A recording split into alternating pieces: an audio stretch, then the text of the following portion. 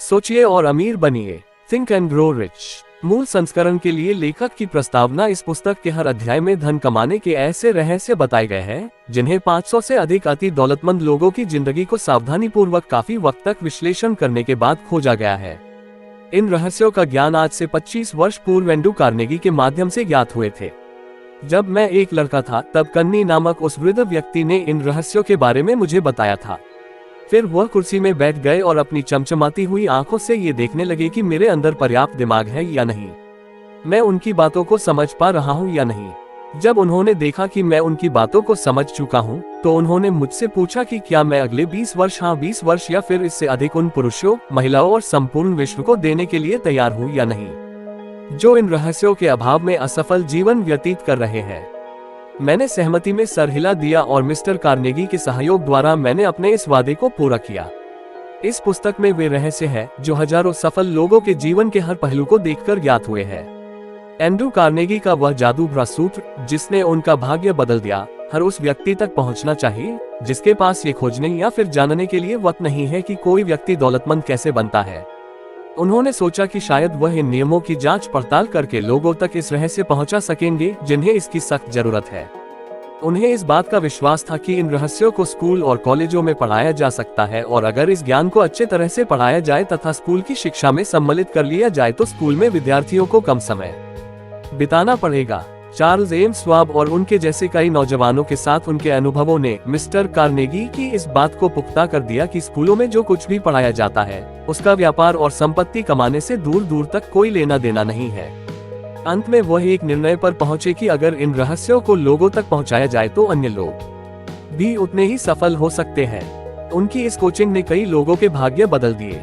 विश्वास वाले अध्याय में वह तरीका अमल में लाया गया है जिसने यूनाइटेड स्टेट्स स्टील कॉर्पोरेशन की वह आश्चर्यचकित करने वाली कहानी लिखी गई है। इस कल्पना को वास्तविक रूप में रूपांतरण एक नौजवान व्यक्ति ने किया जिसके द्वारा कार्नेगी ने सिद्ध किया कि यह फॉर्मूला हर किसी पर समान रूप से काम करता है। इस रहस्य का एक एप्लीकेशन नौजवान चार्ल्स एम श्वाब के लिए बहुत बड़ा भाग्य बदलने वाला कारक साबित हुआ, दोनों ही मामलों में, वह चाहे पैसा हो या फिर अवसर। अगर ऊपरी तौर पर बात की जाए तो इस एप्लीकेशन के फॉर्मूले ने $600 मिलियन का फायदा किया। ये तथ्य, हाँ इसे तथ्य ही कहेंगे, मिस्टर कार्नेगी के करीब हर व्यक्ति को पता था।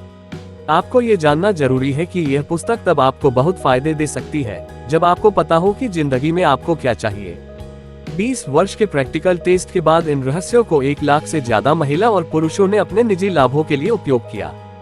कईयों ने अपने भाग्य बदल लिए जबकि कई अपनी घर में खुशियां और सामंजस्य पाने में सफल हो गए। उस रहस्य को मैंने इस पुस्तक में कम से कम 100 बार दोहराया है। इसे सीधे तौर पे नाम न लेकर इसे सफल कार्यों के द्वारा दर्शाया गया है। जो लोग तैयार हैं और इसकी खोज में लगे हैं वे तुरंत इसे पहचान सकते हैं। इसीलिए मिस्टर कार्नेगी ने इसे बड़ी शांतिपूर्वक बिना कोई नाम दिए मुझे बतलाया है। अगर आप इसे प्रयोग करने के लिए तैयार हैं तो आप इस रहस्य को हर अध्याय में कम से कम एक बार जरूर पहचान जाएंगे। काश मैं तुम्हें बता सकता कि आप कब तैयार हैं। आप स्वयं से ही इसे खुद पहचान लेंगे कि आप कब इन रहस्यों को स्वीकार करने के लिए तैयार हैं। जब मैं इस पुस्तक को लिख रहा था, मेरा बेटा जो उस समय कॉलेज के अंतिम वर्ष में था, उसकी कहानी अध्याय 2 में है जिसने अपने लिए वह रहस्य खोजा जिससे उसने अपनी दुनिया ही बदल ली। उसे ध्यान से पढ़े। उसने इस जानकारी का उपयोग कुछ इस तरह किया कि वह इस स्थिति में पहुंच गया जहां से उसने एक आम आदमी के एवरेज वेतन से अधिक वेतन पर नौकरी करना प्रारंभ किया। उसकी यह कहानी विधिवत अध्याय 2 में बताई गई है। अगर आप हताश हैं, आपके पास कठिनाइयां हैं, आप फेल हो गए हैं, आप अपंग हैं, तो एंड्रू कार्नेगी द्वारा बताए गए रहस्य मेरे बेटे की कहानी द्वारा आपकी उम्मीदों में एक बार फिर से जान डाल देंगे। आपको वह सब हासिल हो जाएगा जिसकी आप खोज कर रहे हैं। ये रहस्य राष्ट्रपति वुड्रो विल्सन के द्वारा प्रथम विश्व युद्ध के समय बड़े पैमाने पर प्रयोग किया गया। यह विचार युद्ध के समय ट्रेनिंग के माध्यम से हर सैनिक को बताया किया गया था। राष्ट्रपति विल्सन ने मुझे बताया था कि यह धन जुटाने में काफी बड़ा कारक सिद्ध हुआ। 20वीं सदी की शुरुआत में मैनुएल क्वेजिन उस समय फिलीपीन द्वीप समूह के आयुक्त थे। लोगों को स्वतंत्र कराने के लिए उन्होंने इस रहस्य का उपयोग किया। इस रहस्य की सबसे खास बात यह है कि जो इस रहस्य को पहचान लेते हैं वे सफलता की राह में चल पड़ते हैं और कभी हार के सामने समर्पण नहीं करते हैं। अगर आपको इस बात के लिए कोई भी संदेह है तो आप उन लोगों के नाम और रिकॉर्ड पढ़ लीजिए जिन्होंने इस रहस्य को अमल में लाकर सफलता की ऊंचाइयां छू ली है। यह कोई ऐसी जादू की छड़ी नहीं है जिससे बिना कुछ किए आपको कुछ भी प्राप्त हो जाए। मैं जिस रहस्य के बारे में बता रहा हूँ वे बिना मूल्य के नहीं प्राप्त होंगे, जबकि सच बताऊं तो उसका मूल्य वास्तविक मूल्य से बहुत कम है। जो लोग इस रहस्य को नहीं खोज रहे हैं वे चाहे जितना ही धन खर्च कर दे, उन्हें ये रहस्य प्राप्त नहीं हो सकता। इस रहस्य को धन से नहीं प्राप्त किया जा सकता है, क्योंकि ये दो भागों में आता है। एक भाग तभी प्राप्त होगा जब आप उसे हासिल करने के लिए तैयार होंगे। ये रहस्य उन लोगों को समान रूप से मदद करता है जो इसके लिए तैयार है। शिक्षा का इससे कोई लेना देना नहीं है। जब मेरा जन्म हुआ था तकरीबन उसी समय थॉमस अल्वा एडिसन ने इस नियम को इतनी बुद्धिमत्तापूर्वक पालन किया कि वह विश्व के अग्रिम आविष्कारक बन गए, जबकि विद्यालय में उनकी शिक्षा मात्र 3 महीनों की ही थी। फिर इस रहस्य को मिस्टर एडिसन के बिजनेस पार्टनर को बताया गया और उसने इसके सहारे भविष्य का निर्माण कर लिया, जबकि उस समय वह मात्र $12,000 प्रति वर्ष कमाता था। आप उसकी कहानी को इस अध्याय की शुरुआत में ही पढ़ेंगे। आप इस कहानी के माध्यम से यह सीख सकते हैं कि दौलतमंद लोग आपकी पहुंच से अधिक दूर नहीं। अगर आप चाहे तो आप भी उन तक पहुंच सकते हैं। आप हर वह चीज हासिल कर सकते हैं जो आप चाहते हैं, चाहे वह धन हो, प्रसिद्धि हो या फिर खुशियां हो। अब आपके मन में ये प्रश्न आ रहा होगा कि मुझे ये सब कैसे पता चला। इसका जवाब पुस्तक खत्म करने के पहले ही प्राप्त हो जाएंगे। आपको यह अंत से पहले अध्याय में पढ़ने को मिलेगा। जब मैं इन रहस्यों के 20 वर्ष के टेस्ट के दौर से गुजर रहा था तो मैंने सैकड़ों पुरुषों और महिलाओं का परीक्षण किया जिन्होंने इस बात को स्वीकार किया कि उन्हें सफलता कार्नेगी के रहस्यों से प्राप्त हुई है।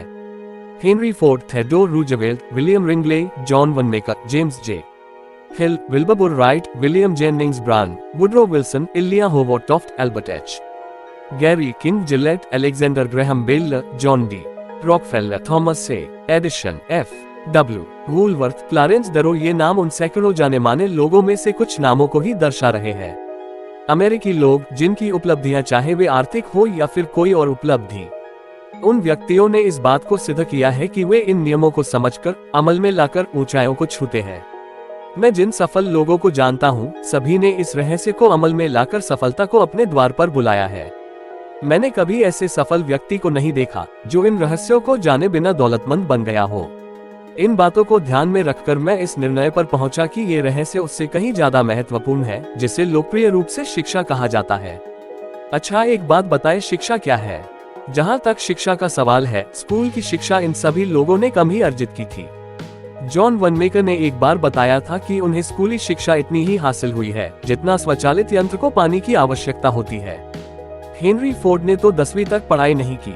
मैं शिक्षा के महत्व को घटा नहीं रहा हूँ, बस मैं इतना कहना चाह रहा हूँ, अगर आपने अधिक शिक्षा हासिल नहीं की है तो भी ये रहस्य आपको उन उपलब्धियों तक पहुँचा सकते हैं और आपको धनवान बना सकते हैं। मैं जिस रहस्य की बात कर रहा हूँ वह किसी अध्याय में उभर कर सामने आ जाएगा।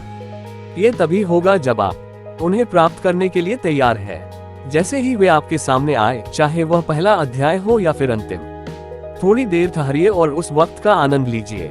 अध्याय 1 में उस व्यक्ति की कहानी है जो मेरा मित्र है। उसने इस रहस्य को अमल में लाकर बहुत व्यावसायिक उपलब्धियां हासिल की, जो इस रहस्य को पुख्ता करने के लिए काफी है। ये याद रखें कि इस पुस्तक की बातें और कहानियां तथ्यों पर आधारित है, न कि कल्पनाओं पर। इस पुस्तक को लिखने का उद्देश्य उन महान सार्वभौमिक नियमों को उन लोगों तक पहुंचाना है जो लोग इसे प्राप्त करने के लिए तैयार हैं। सिर्फ बताना ही नहीं, बल्कि यह भी बताया जाएगा कि क्या करना है और कैसे करना है, जिससे आप सफलतम शुरुआत कर सके। अंत में मैं आपको एक छोटा सा सुझाव देना चाहूंगा जो आपको कार्नेगी के रहस्य को पहचानने में मदद करेगा। वो ये है, सभी उपलब्धियां, सभी दौलतमंद लोग सिर्फ एक विचार से ही शुरुआत किए हैं। अगर आप इन रहस्यों को पकड़ने के लिए तैयार हैं तो आपने इस रहस्य के आधे भाग को प्राप्त कर लिया है। अब आपको बस आधे भाग को पहचानने की जरूरत होगी। परिचय, इंट्रोडक्शन। एक व्यक्ति जिसने थॉमस अल्वा एडिसन के साथ व्यावसायिक भागीदारी करने का सोचा। विचारों में असीम शक्ति होती है। अगर इन विचारों में उद्देश्य, दृढ़ निश्चय और मजबूत इरादों का समावेश हो जाए तो आप दौलतमंद बन सकते हैं एवं वह सब कुछ हासिल कर सकते हैं जो आपने सोचा हुआ है। एडविन सी बंस ने ये खोज निकाला कि कैसे विचार शक्ति से धनवान बना जा सकता है। इस खोज में सफलता पहले प्रयास में नहीं हासिल हुई, बल्कि वह धीरे धीरे प्राप्त हुई। इस महान रहस्य की खोज की शुरुआत बंस की उस चाहत से हुई जो उसे महान एडिशन का व्यावसायिक भागीदार बनाने के लिए दृढ़ प्रतिज्ञ थी। बंस की उस इच्छा शक्ति की सबसे बड़ी बात यह थी कि वह स्पष्ट थी कि उसे एडिसन के साथ काम करना है, न कि एडिशन के दफ्तर में काम करना है। आप बंस की कहानी को ढंग से पढ़िए, उसकी सोच वास्तविकता में कैसे तब्दील हुई। फिर आपको वे 13 नियम बेहतर समझ आएंगे जो आपको दौलतमंद बनाते हैं। जब बंस के मन में यह विचार कौन था, तब वह इस हालत में नहीं था कि वह इस पर कोई कदम उठा सके। उसके रास्ते में 2 चुनौतियां थी। पहली यह कि एडिशन से उसकी कभी मुलाकात नहीं हुई थी, न ही एडिशन उसे जानता था। दूसरा ये, उसके पास रेल का भाड़ा देने का इतना पैसा नहीं था कि वह ऑरेंज, न्यू जर्सी तक पहुंच सके। ये चुनौतियां इतनी पर्याप्त तो थी कि अधिकतर व्यक्तियों के आत्मविश्वास को डगमगा दे और उनकी सोच यहीं पर दम तोड़ दे। परंतु उसके इरादे इतने कमजोर नहीं थे। वह दृढ़ प्रतिज्ञ था। उसने हार नहीं मानी, बल्कि बिना टिकट मालगाड़ी से यात्रा करके ईस्ट ऑरेंज पहुंच गया। उसने एडिशन के प्रयोगशाला में खुद का परिचय दिया और कहा कि वह इस आविष्कारक के साथ व्यवसाय करने आया हुआ है। काफी समय के पश्चात एडिशन ने इस पहली मुलाकात का खुलासा कुछ इस प्रकार किया था। वह मेरे सामने एक सामान्य पर्यटक की तरह खड़ा था, परंतु उसके चेहरे का तेज देखकर यह पता चल गया था कि वह जिस कारणवश यहाँ आया है उसके लिए दृढ़ प्रतिज्ञ है। इतने साल के अनुभव में मुझे ये ज्ञान हो गया था कि अगर किसी चीज को दिल से चाहो तो सारी कायनात तुम्हें उससे मिलाने की कोशिश में जुट जाती है। मैंने भी उसके मजबूत इरादों को भांपकर उसे एक मौका दे दिया था, और उसने इस बात को पूरी तरह से दिमाग में बैठा लिया था कि उसे इस सफलता को पाकर ही रहना है। धीरे धीरे उसके कार्यों ने भी यह सिद्ध कर दिया कि मैंने उसको मौका देकर कोई गलती नहीं की थी। उस नौजवान बंस ने उस वक्त एडिशन से क्या कहा यह उतना महत्वपूर्ण नहीं था जितना कि उसने इस बारे में सोचा कि उसे एडिशन के साथ में काम करना है। इस बात पर एडिशन ने भी अपनी सहमति जताई थी। अगर विचार शक्ति की यह बात हर पाठक तक पहुंच जाए तो उसे संपूर्ण किताब पढ़ने की कोई जरूरत नहीं है। बंस अपने पहले ही साक्षात्कार के बाद एडिशन के व्यवसाय में भागीदार नहीं बन गया था, बल्कि उसे एडिशन के ऑफिस में बहुत ही कम मेहनताना में काम करने का अवसर प्राप्त हुआ था। ये कार्य ऐसा था जो एडिशन के लिए बहुत कम उपयोगी था, पर बंस के लिए बहुत अधिक महत्वपूर्ण। इस अवसर ने बंस को अपने होने वाले भागीदार को अपनी व्यापार कुशलता दिखाने का मौका दिया था। उसका होने वाला भागीदार वहां उसके काम को परख सकता था। कई महीने बीत चुके थे, पर अप्रोक्ष रूप से ऐसा कुछ भी घटित नहीं हो रहा था जिससे बंस अपने उस निश्चित लक्ष्य तक पहुंच सके जो उसने अपने दिलो दिमाग में संजो रखा है। पर उसके मन में कुछ ऐसी प्रक्रियाएं चल रही थी जिनका परिणाम बाद में निकला। पर तब तक वह अपने मनो मस्तिष्क में एडिशन का व्यावसायिक पार्टनर बनने के अपने विचार पर और दृढ़ता पूर्वक सोचने लगा था। मनोवैज्ञानिकों ने ये सही कहा है, जब कोई विचार दिमाग पर हावी हो जाए तो वह वास्तविकता में आपके सामने प्रकट हो जाता है। बंस पूर्णतया एडिशन के साथ काम करने के लिए तैयार था और वह तब तक दृढ़ प्रतिज्ञ होकर लगा रहा जब तक उसने वह हासिल नहीं कर लिया जिसे वह इतने समय से खोज रहा था। उसने कभी इस बात के लिए नहीं विचार किया इतना परेशान होने की क्या जरूरत है, चलो सेल्समैन की नौकरी आसानी से मिल जाएगी। बल्कि उसने यह विचार किया, मैं यहाँ पर एडिशन के साथ व्यवसाय करने के लिए आया हूँ। मैं तब तक पीछे नहीं हटूंगा जब तक मैं इस मकसद में जीत नहीं जाता हूँ, चाहे बची हुई सारी जिंदगी यहीं पर गुजारनी पड़े। ये सच ही है कि अगर आप एक उद्देश्य को लेकर पूरी जिंदगी जीते हैं तो आप एक अलग ही कहानी लिख सकते हैं। शायद उस समय बंस को ये बात न पता रही हो, परंतु उसकी मजबूत इच्छा शक्ति और दृढ़ता ने बड़ी से बड़ी बाधाओं को पार करके वह अवसर दिला दिया जिसको वह तलाश कर रहा था। अवसरों की एक खास बात होती है, ये बिल्कुल अलग अंदाज में हमारे सामने आते हैं। सिर्फ इतना ही नहीं, जैसा आपने सोचा होता है उससे बिल्कुल अलग दिशा से भी ये अवसर अवतरित होते हैं। ऐसा कह सकते हैं कि अवसरों की यह चालाकी होती है कि वे पिछले दरवाजे से आते हैं और कई दफा तो दुर्भाग्य तथा क्षणिक हार के रूप में भी सामने आ जाते हैं। शायद यही कारण है कि अधिक से अधिक लोग इन अवसरों को पहचानने में चूक जाते हैं। उस समय एडिशन ने एक नई डिवाइस खोजी थी जिसका नाम एडिशन डिस्टार्टिंग मशीन था। बाद में उसे एडिफोन नाम से भी जाना गया। एडिशन के सेल्समैन उस मशीन के लिए अधिक उत्साही नहीं थे। उन्हें ऐसा लग रहा था कि इसे बेचने के लिए उन्हें कुछ अधिक ही प्रयास करना पड़ेगा। बंस को इसी मौके की तो तलाश थी। उसने इस अवसर का लाभ उठाया और तुरंत उस मशीन को बेचने की अपनी इच्छा जाहिर की। ये वह मशीन थी जिसके लिए दुनिया में सिर्फ 2 ही लोग उत्साहित थे, एक बंस और दूसरा उस मशीन का आविष्कारक। उसने इतनी सफलता पूर्वक इस मशीन को बेचा कि एडिशन ने बंस को उस मशीन को संपूर्ण देश के बाजार में वितरित करने का कॉन्ट्रैक्ट ही दे दिया। इस व्यवसाय की सफलता ने इसे एक नया स्लोगन दे दिया, made by Edison and installed by buns. Edison ने बनाया और बंस ने लगाया। ये व्यावसायिक संधि इतनी सफल हुई कि इसने बंस को बहुत धनवान बना दिया, पर इससे अधिक उसने ये सिद्ध कर दिया कि अगर आप चाह ले तो आप भी अमीर बन सकते हैं। असल में बंस ने कितना धन कमाया, इसकी सही जानकारी तो नहीं है, पर यह अनुमान है कि उस समय उसने 20 से 30 लाख डॉलर कमाए थे। जो भी यह संख्या रही हो, यह उस ज्ञान के सामने फीकी पड़ जाती है जिन नियमों की मदद से बंस ने वह हासिल किया जो वह असल में चाहता था। बंस ने तब ये सोच लिया था कि उसे एडिसन के साथ भागीदारी करनी है, जब उसके पास इसकी शुरुआत करने के लिए कुछ भी नहीं था, सिवाय इसके कि वह इस विचार को और दृढ़ता के साथ सोचे और इस पर पूरे इरादे के साथ अमल करे जब तक वह उसे हासिल न कर ले। उसके पास तनिक भी पैसा नहीं था, वह अधिक शिक्षित भी नहीं था, यहाँ तक कि उसके पास कोई पावर भी नहीं थी, पर उसके पास साहस था, विश्वास था और इच्छा शक्ति थी कि वह जीत सकता है। इन सभी ताकतों के साथ वह उस महानतम आविष्कारक का दायां हाथ बन बैठा। आओ अब उस व्यक्ति की कहानी पढ़ते हैं जिसके पास अमीर बनने के कई अवसर थे, पर उसने अपने लक्ष्य से मात्र 3 फीट की दूरी पर काम करना बंद कर दिया। सोना सिर्फ 3 फीट दूर था। एक अस्थायी हार पर प्रयास करना छोड़ देना असफलता का सबसे आम कारण होता है। हर किसी को कभी न कभी इस गलती का एहसास जरूर होता है।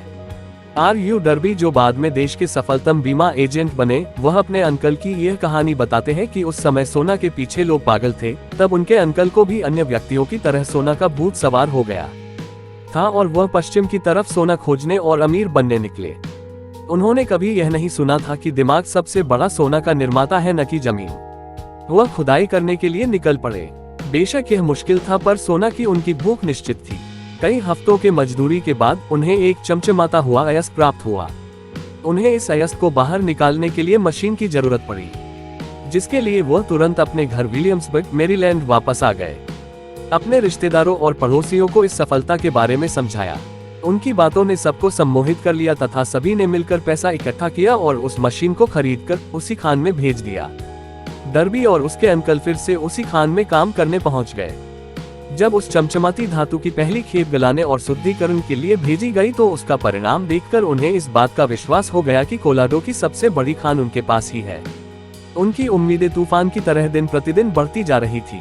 तभी अचानक कुछ ऐसा हो गया कि वह सोना की खान से सोना गायब ही हो गया। वे अवसाद और निराशा के चरम पर पहुंच गए।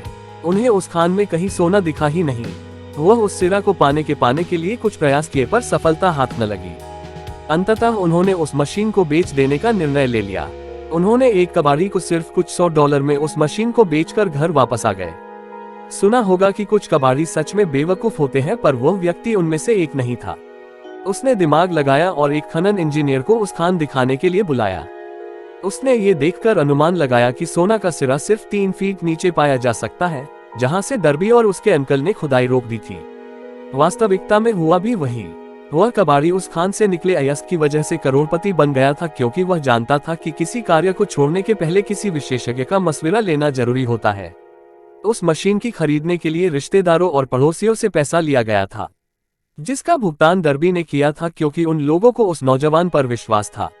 डर्बी को उस मशीन का सारा भुगतान करने में कई वर्ष लग गए थे।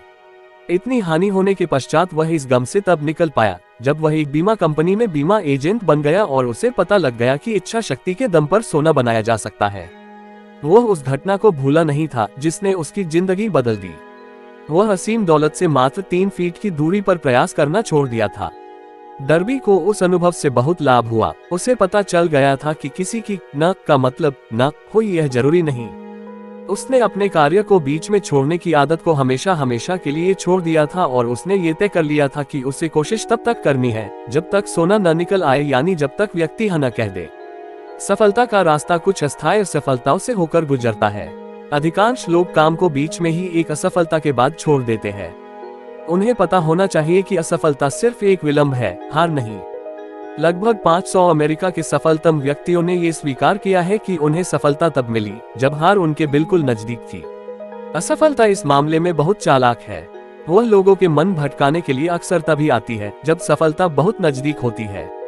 दृढ़ता का 50 सेंट पाठ हार्ड नॉक्स विश्वविद्यालय से डिग्री लेने के कुछ दिनों बाद मिस्टर डर्बी ने बीमा एजेंट के रूप में कार्य करना प्रारंभ कर दिया, क्योंकि उन्हें सोना की खान वाले कांड से यह पता लग गया था कि जरूरी नहीं कि न का अर्थ न की हो।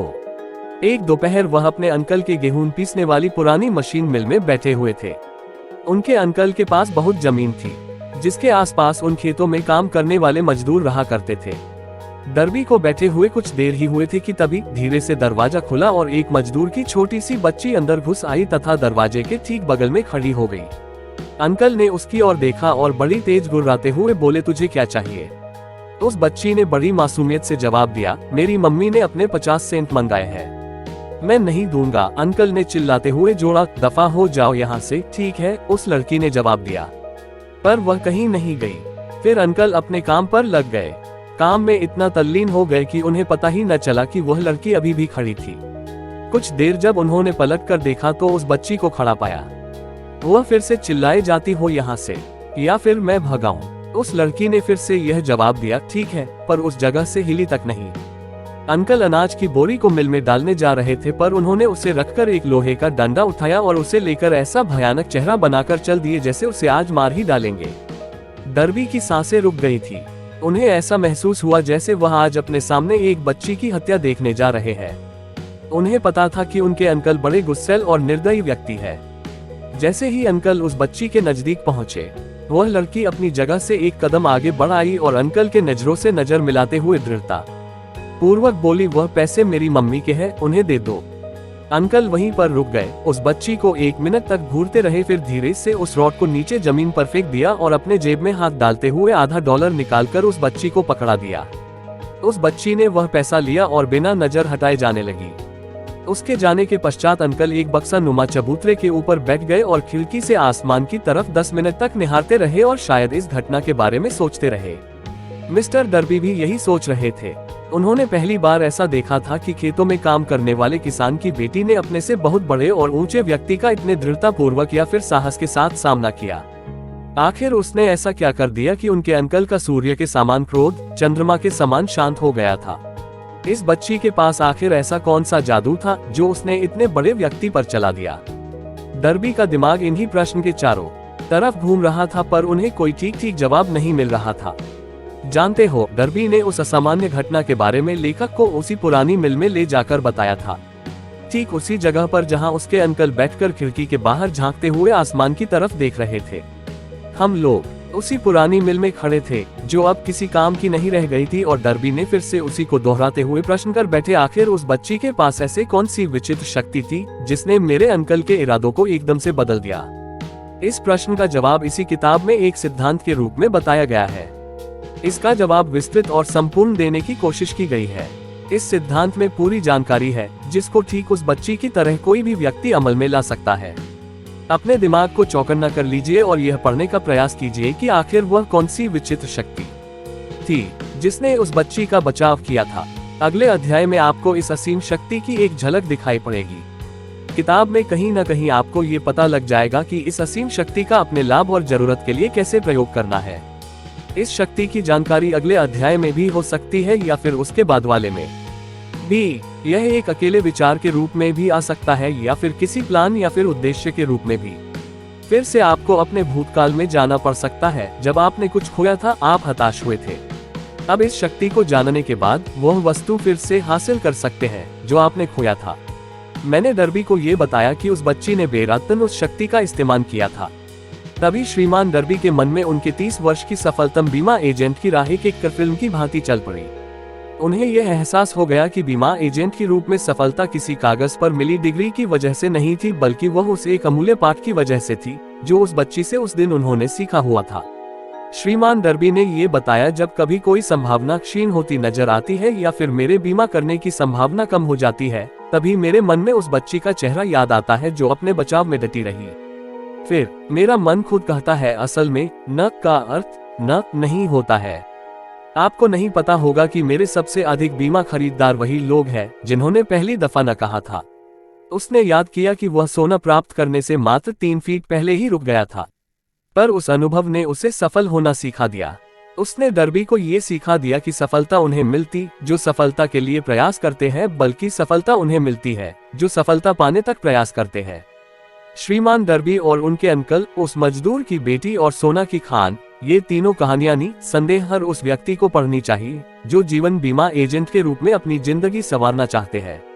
उन सभी के लिए लेखक श्रीमान डर्बी के वे 2 अनुभव बताते हैं जिन्होंने बीमा की वजह से हर वर्ष उन्हें 10 लाख से अधिक डॉलर कमाने की ताकत दी थी।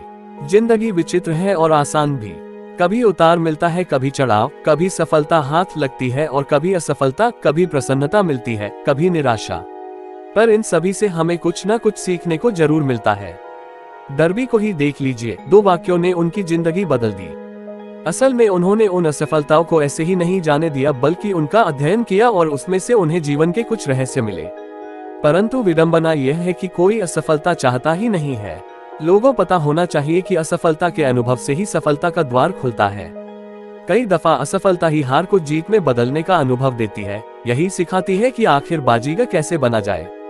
इससे पहले कि हम उन 13 सिद्धांतों की ओर आगे बढ़े, आपको ये सुझाव बड़े ध्यान से पढ़ना चाहिए। जब लोग अमीर बनना शुरू करते हैं तो वे इतनी गति से आगे बढ़ते हैं कि लोग उन्हें देखते ही रह जाते हैं और मन में ये सोचते हैं कि इतने वर्ष ये कहां पर छुपा हुआ था। यह एक चौंकाने वाला कथन लग सकता है, क्योंकि हजारों वर्षों आम जनमानस का ये विश्वास बहुत गहरा रहा है कि पैसा कमाने के लिए बहुत अधिक मेहनत करनी पड़ती है। जब आप विचार शक्ति से अमीर बनने के सिद्धांतों को जान लेंगे, तब आप उस मनस्थिति में पहुंच जाएंगे जहां से अमीर बनने की शुरुआत होती है। जिनके पास भी निश्चित लक्ष्य होते हैं, वे कम या फिर नगण्य मेहनत में ही वह सब हासिल कर लेते हैं। आप और आप में से कई लोग इस बात को जानने के इच्छुक होंगे कि किस तरह से उस मन स्थिति को प्राप्त किया जाए जहां से अमीर बनने की राह की शुरुआत होती है। इसके रिसर्च में मेरी 25 वर्षों की मेहनत है। मैंने लगभग 25,000 लोगों से बात की। आखिर मुझे भी जानकारी चाहिए थी कि इस तरह से व्यक्ति धनी कैसे बनता है। एक बहुत ही जरूरी सत्य बताने जा रहा हूँ। 1929 में देश के व्यापार मंदी के दौर की शुरुआत हो गई थी और वह अब तक सबसे निचले स्तर पर पहुँच गई थी। कुछ समय बाद जैसे ही राष्ट्रपति रूजवेल्ट ने राष्ट्रपति भवन में शपथ ली और ऑफिस में काम करना प्रारंभ किया, सारा व्यापार फिर से इस तरह से गति पकड़ने लगा जैसे कुछ हुआ ही न हो। राष्ट्रपति का आना ठीक वैसा ही था जैसे एक मोमबत्ती अंधेरे कमरे में धीरे धीरे उजाला भर देती है और किसी को पता भी नहीं चलता। ठीक उसी तरह धीरे धीरे मन के डर को विश्वास में भी बदला जा सकता है। जैसे जैसे आप इन सिद्धांतों को जानकर इन्हें अमल करना प्रारंभ करते हैं, आपकी आर्थिक स्थिति बेहतर होने लगती है और आप ठीक उस व्यक्ति की तरह हो जाएंगे जो किसी भी वस्तु को छूता है तो वह सोना बन जाता है। यह आपको असंभव लग रहा है? मेरे लिए तो बिल्कुल नहीं। हम मानव जाति की यह कमजोरी है कि एक आम इंसान असंभव शब्द को बहुत तवज्जो देता है। वह इस बात को पूरी तरह से मन में स्वीकार कर चुका है कि हर सिद्धांत सभी के लिए लागू नहीं होते। हर काम हर कोई नहीं कर सकता। ये बुक उन लोगों को जरूर सफल बनाएगी जो इन नियमों पर अपनी जिंदगी और अपना सब कुछ दांव पर लगा देते हैं। मैंने बचपन में एक शब्दकोश की किताब खरीदी और जानते हो सबसे पहला काम मैंने क्या किया? मैंने असंभव शब्द को उस डिक्शनरी से काट फेंका। ऐसा करने में कोई बुराई नजर नहीं आती। आप भी अपनी जिंदगी से असंभव शब्द को जड़ से उखाड़ फेंक सकते हैं। सफलता उन्हें मिलती है जिनका ध्यान सफलता पर होता है। असफलता उन्हें मिलती है जिनका ध्यान असफलता पर होता है। ये पुस्तक उन लोगों के लिए सहायक होगी जो अपने दिमाग के विचारों को असफलता के डर से हटाकर सफलता की ओर एकाग्र करना चाहते हैं। हम सभी में एक और कमी यह पाई जाती है कि हम अपने अनुभव, अपनी असफलताओं और अपनी आदतों को देखकर हर किसी के बारे में राय बना लेते हैं। कुछ लोग इस किताब को पढ़ते हुए कह सकते हैं कि अमीर बनने का कोई सिद्धांत नहीं है, क्योंकि वे इस बात को जानते ही नहीं है कि अमीर लोगों की मनस्थिति क्या होती है। आखिर उनकी पूरी जिंदगी गरीबी, कंजूसी और असफलताओं में गुजरी है। लाखों लोग हेनरी फोर्ड की सफलता को मात्र सहयोग या फिर भाग्य मानते हैं, परंतु ऐसा नहीं है। 1000 व्यक्तियों में से सिर्फ एक व्यक्ति को ही हेनरी फोर्ड की सफलता का रहस्य पता होता है, और वे लोग इस तरह की बात कहने की गलती नहीं करते। मैं हेनरी फोर्ड का एक वाक्य बताता हूँ जो इस रहस्य को पूर्णतया उद्घाटित कर देगा। जब फोर्ड ने उस प्रसिद्ध V8 मोटर का निर्माण करने के बारे में सोचा था तो उन्होंने एक ऐसा इंजन बनाने के लिए तय किया था जिसके एक ब्लॉक में 8 सिलेंडर हो। ये डिजाइन पेपर पर तो बन गई थी, पर जब इसे प्रैक्टिकल में एक इंजन का रूप देने की बारी आई तो सभी इंजीनियर ने हाथ खड़े कर लिए। उन इंजीनियरों को मानना था कि ब्लॉक में 8 सिलेंडर रखकर यह इंजन नहीं बनाया जा सकता है। फोर्ड ने कहा, किसी भी तरह मुझे यह इंजन चाहिए, ये तो असंभव है। एक साथ सभी इंजीनियर्स का जवाब था, आप काम करना शुरू कीजिए। फोर्ड ने आज्ञा दी, चाहे जितना वक्त लग जाए आप तब तक लगे रहिए जब तक सफलता हाथ न लग जाए। इंजीनियरों ने काम प्रारंभ कर दिया। 6 महीने बीत गए पर कुछ हाथ न लगा। 6 महीने और बीत गए पर अभी भी कुछ हासिल नहीं हुआ। इंजीनियर्स ने हर वह पैतरा अपना लिया था पर सफलता उनसे कोसों दूर थी। लेकिन यहाँ पर एक गौर करने वाली बात ये कि 1 साल बाद भी सफलता कोसों दूर थी पर अब संभव नहीं रह गई थी। साल के अंत में फोर्ड ने सभी इंजीनियरों को फिर से बुलाया और कार्य पर प्रगति पूछा। इस बार फिर से सभी इंजीनियरों ने एक साथ जवाब दिया, हमें प्रोजेक्ट को जारी रखने का कोई रास्ता नहीं मिल रहा है। जाए, फिर से काम पर लग जाए। फोर्ड ने आज्ञा दी, हर हाल में मुझे यह इंजन चाहिए और मुझे विश्वास है कि आप इसमें सफल हो जाएंगे। वे फिर से काम में लग गए। अब जादू चल गया था, क्योंकि फोर्ड ने इस रहस्य को पहचाना था। आखिर फोर्ड की दृढ़ता एक बार फिर से जीत गई। फोर्ड ने सिद्ध किया कि असंभव और दृढ़ता में जीत दृढ़ निश्चय की ही होती है। अब आपको भी फोर्ड की सफलता का रहस्य पता चल गया है। अब आप भी करोड़ों रुपए कमा सकते हैं। हेनरी फोर्ड इसलिए सफल है कि उन्होंने सफलता के सिद्धांतों को समझा और उनको अमल में लाया। उनमें से एक है किसी वस्तु को पाने की इच्छा। अगर आप फोर्ड की कहानी पढ़कर उन सिद्धांतों को अमल में लाते हैं तो आप भी उसी सफलतम पायदान पर पहुंच सकते हैं जहां पर फोर्ड ने अपना झंडा गाड़ा था। हेनरी फोर्ड का 20वीं सदी के अंत में ठीक वही स्थान है जो इस समय बिल गेट्स का। फोर्ड ने उस समय ऐसे कार बनाकर परिवहन क्षेत्र में क्रांति ला दी जिससे हर किसी के पास अपनी खुद की कार हो। ठीक वही क्रांति बिल गेट्स ने भी तो कंप्यूटर इंडस्ट्री में सॉफ्टवेयर डिजाइन करके फैलाई है। अब कंप्यूटर सिर्फ तकनीकी से जुड़े व्यक्तियों के लिए नहीं रह गया। अब ये हर किसी की ऑफिस में जरूरत हो गया है, विद्यालयों में भी पहुंच गया है। इतना ही नहीं, सबके घरों में अपने अपने निजी लैपटॉप या कंप्यूटर हो गए हैं। ठीक हेनरी फोर्ड की तरह बिल गेट्स ने भी तो करोड़ों डॉलर की संपत्ति कमाई है। उन्होंने कंप्यूटर में प्रोग्रामिंग की शुरुआत मात्र 13 वर्ष की उम्र से ही प्रारंभ कर दी थी। 1973 में उन्होंने हार्वर्ड यूनिवर्सिटी में दाखिला लिया और स्टीव बल्लमेर, जो कि माइक्रोसॉफ्ट के चीफ एग्जीक्यूटिव अफसर रह चुके हैं, के साथ एक कमरे में रहते थे। हार्वर्ड में पढ़ते हुए बिल गेट्स ने सबसे पहले माइक्रो कंप्यूटर के लिए एक प्रोग्रामिंग लैंग्वेज बेसिक की खोज की। गेट्स इस तरह से अपने सपनों को पूरा करने में लग गए कि उन्होंने हार्वर्ड विश्वविद्यालय को छोड़ दिया। अब वह पूरी ऊर्जा अपने सपनों को पूरा करने में लगाने लगे। इससे कुछ समय पहले ही उनके बचपन के मित्र पॉल एलन के साथ उन्होंने अपनी कंपनी शुरू की थी जिसका नाम माइक्रोसॉफ्ट था। इस माइक्रोसॉफ्ट ने उनके सपनों में पहिए लगाए। उनका मानना था कि कंप्यूटर हर ऑफिस, हर स्कूल और हर घर की जरूरत बन सकती है। उनका यही निश्चित उद्देश्य माइक्रोसॉफ्ट की सफलता का मुख्य कारण बना। अपना सबसे मुख्य लक्ष्य हासिल करने के बाद बिल गेट्स रुके नहीं। वे लगातार कंप्यूटर और प्रोग्रामिंग में सुधार प्रति सुधार करते रहे। सबसे खास बात, उन्होंने सिर्फ प्रोग्रामिंग के क्षेत्र में ही काम नहीं किया बल्कि वे विश्व की सबसे बड़ी दान पुण्य की संस्था भी चलाते हैं, जिसमें उनकी सहायक उनकी पत्नी मिलिंडा है। आप अपने भाग्य के विधाता हो और अपने मन के राजा। जब अंग्रेजी कवि W.C. हेनले ने लिखा था, मैं ही अपने भाग्य का विधाता हूँ और अपने मन का राजा, उन्हें उसी समय हमें ये कहकर बताना चाहिए था कि हम ही अपने भाग्य का निर्माण करते हैं और अपने मन का संचालन, क्योंकि हमारे पास ऐसी शक्ति है जिससे हम अपने विचारों पर काबू पा सकते हैं। उन्हें ये भी बताना चाहिए कि यह व्योम, पृथ्वी, चंद्रमा और इस पृथ्वी में रह रहे जीव जंतु या फिर चल रहे हम लोग, सभी वस्तुएं ऊर्जा है जो सबसे बड़ी ऊर्जा क्षेत्र से बंधी हुई है, जिसे हम असीम शक्ति कह सकते हैं। वह असीम शक्ति हमारे दिमाग में चल रहे विचारों से प्रभावित होता है और जो हम सोचते हैं उसे हमारी जिंदगी में वास्तविक रूप में अवतरित करता है। अगर कवि ने इस सत्य का ज्ञान उस समय करा दिया होता तो हमें पता चल जाता है कि हम अपने भाग्य के विधाता और मन के राजा क्यों हैं। उन्हें ये जोर देकर बताना चाहिए था कि ब्रह्मांड की असीम शक्ति इस बात को नहीं जानती कि आप जो सोच रहे हैं वह अच्छा है या बुरा। वह उन विचार को वास्तविकता में लाती है जो आप सोच रहे हैं। इससे उसे कोई लेना देना नहीं है कि वह आपके लिए बुरे हैं या अच्छे। उन्हें ये भी बताना चाहिए था कि हमारे मन में जब कोई विचार हावी हो जाता है तो वह एक चुंबक की भांति काम करने लगता है और अपने से समान परिस्थितियों, व्यक्तियों और वस्तुओं को अपनी और चुंबक की भांति आकर्षित करता है। उन्हें बताना चाहिए था कि इससे पहले कि हम अमीर बने, हमारे मन को चुंबक की भांति कार्य करना प्रारंभ कर देना चाहिए। ये तभी संभव है जब हमारे मन में अमीर बनने का विचार पूरी तरह से हावी हो जाए और हमारा मन सिर्फ अमीर बनने के बारे में सोचने लगे। तभी हमारे निश्चित प्लान सफल हो पाएंगे। जैसा कि हेनली कवि थे न कि दार्शनिक, इस वजह से वह अपनी बात को सिर्फ कविता के अंदाज में कह पाए। उनका अनुसरण करने वाले कुछ समझ पाए और कुछ नहीं। धीरे धीरे समय बीतता गया और इस अटल सत्य में से पर्दा उठने लगा। इस पुस्तक में इन्हीं सब सिद्धांतों का वर्णन है। स्टीवन स्पीलबर्ग एक अन्य व्यक्ति जिन्होंने हम अपने भाग्य के विधाता है उद्धरण को सही सिद्ध करके एक नई मिसाल दी, जो चलचित्र फिल्मों के सर्वकालिक महान निर्देशक साबित हुए। उन्होंने बचपन से ही फिल्म निर्देशन करने का सपना संजो लिया था। एक खास बात यह थी कि उन्होंने अपने सपने को मरने नहीं दिया और बचपन से ही एक पुराने कैमरा से शौकिया तौर पे फिल्में बनाने लगे। स्पीलबर्ग को यूनिवर्सल स्टूडियो की तरफ से मौका किस तरह मिला, इसकी भी बड़ी विचित्र कहानी है। एक गाड़ी में बैठाकर आगंतुकों को यूनिवर्सल स्टूडियो का पूरा चक्कर घुमाया जाता था। स्पीलबर्ग उसी गाड़ी में छुपकर 2 साउंड के बीच में बैठ जाते थे और पूरा चक्कर लगाकर वापस आते थे।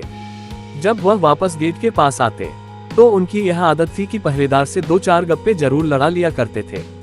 दिन प्रतिदिन बीतता गया और वह लगातार 3 महीनों तक स्टूडियो जाते रहे। जाते समय पहरेदार से हाथ हिलाकर सलाम करते और वापस आते समय हाथ हिलाकर विदा हो जाते थे। वह हमेशा एक कोट पहनते थे और हाथ में एक सूटकेस लिए हुए होते थे, जिससे पहरेदारों को यह महसूस हो कि वह गर्मियों की क्लास लेने वाला छात्र है। अब तक उन्होंने कुछ निर्देशकों, लेखकों और संपादकों से व्यवहार भी बना लिया था। यहाँ तक कि उस बिल्डिंग में एक खाली कमरा मिलने पर उन्होंने अपना नाम चस्पा कर दिया था और वहां पर बैठने लगे थे। इसी तरह से एक दिन उनकी वहां के उस समय प्रोडक्शन हेड सिड शीमबर्ग से मुलाकात हो गई। उन्होंने शीमबर्ग को कॉलेज के टाइम पर बनाई हुई फिल्म दिखाई। शीमबर्ग उस फिल्म को देखकर इतना प्रभावित हुए कि उन्होंने उस नौजवान को स्टूडियो के लिए कॉन्ट्रैक्ट कर लिया। उनकी पहली फिल्म द सुगरलैंड एक्सप्रेस ने बॉक्स ऑफिस पर अधिक व्यवसाय तो नहीं किया, पर इसे आलोचकों का बहुत प्यार मिला। यहाँ तक कि कांस फिल्म समारोह में इस फिल्म को कई पुरस्कार भी मिले। उनकी सबसे बड़ा ब्रेक तब मिला जब कहीं से उन्हें जॉस पुस्तक प्राप्त हो गई। स्टूडियो उस पर फिल्म बनाने को तैयार था और उसके लिए उन्हें एक बेहतरीन निर्देशक भी मिल गया था। स्पीलबर्ग इस फिल्म को खुद बनाना चाहते थे, इसके लिए प्रतिबद्ध थे, जबकि उनकी पिछली फिल्म द सुगरलैंड एक्सप्रेस ने कोई खास व्यवसाय नहीं किया था। उनका आत्मविश्वास डगमगाया नहीं था। उन्होंने प्रोड्यूसर से अपनी बात रखी और उस निर्देशक को हटाकर उन्हें फिल्म देने की मांग कर दी। यह कोई आसान काम नहीं था। प्रारंभ से ही कुछ कठिनाइयां थी। प्रोडक्शन कंगाली के दौर से गुजर रहा था। खैर, जब 1975 में जॉज रिलीज हुई तो इसे दोहरी सफलता प्राप्त हुई। इसने बॉक्स ऑफिस के सारे रिकॉर्ड तोड़ डाले और आलोचकों का बहुत प्यार पाया। रिलीज होने के 1 महीना में ही इस फिल्म ने बॉक्स ऑफिस में $10 करोड़ की कमाई कर डाली थी, जो उस समय की सबसे अधिक कमाई करने वाली फिल्म बन गई थी। उसके बाद स्पीलबर्ग ने कई फिल्मों का निर्देशन किया। उनमें इंडियाना जोन्स सीरीज, पुरस्कृत द कलर पर्पल और एम्पायर ऑफ द सन शामिल है। कुछ समय पश्चात स्पीलबर्ग ने जुरासिक पार्क नामक फिल्म निर्देशित की, जो उस समय के इतिहास की सबसे सफल फिल्म थी। ये स्पीलबर्ग की तीसरी फिल्म थी जिसने सारे रिकॉर्ड्स तोड़े थे। इसने $1 करोड़ से अधिक की कमाई की थी। स्पीलबर्ग यहीं नहीं रुके, वे अपने सपनों को लगातार पूरा करने की तरफ बढ़ते गए। जब वह और 2 हॉलीवुड मुगलों ने अपना एक प्रोडक्शन हाउस खोल लिया, जिसका नाम ड्रीमवर्क्स था। ये तो थी स्पीलबर्ग की कहानी। अब हम सबसे पहले सिद्धांत को पढ़ने की ओर बढ़ रहे हैं। अपना दिमाग खुला रखिए। आपको याद रहे कि ये सिद्धांत किसी एक व्यक्ति की जिंदगी से नहीं बनाए गए हैं, बल्कि 500 ऐसे अमीरों के अनुभवों से बनाए गए हैं, जो गरीबी में पले बढ़े और जिन्हें अधिक शिक्षा भी उपलब्ध नहीं हो पाए, फिर भी उन्होंने विश्व में अपना परचम फहराया। ये नियम बहुत कोई कठिन नहीं है, बहुत ही आसान है। हमें पता है कि आप अमल में ला सकते हैं। इससे पहले कि हम अगले अध्याय की तरफ बढ़े, मैं बताना चाहूंगा कि इसमें 2 ऐसे लोगों की जिंदगियों की कहानी है, जिन्होंने अपनी जिंदगी में बड़े विस्मयकारी बदलाव लाए। मैं तुम्हें ये भी बताना चाहता हूँ कि ये दोनों व्यक्ति मुझसे काफी करीब है।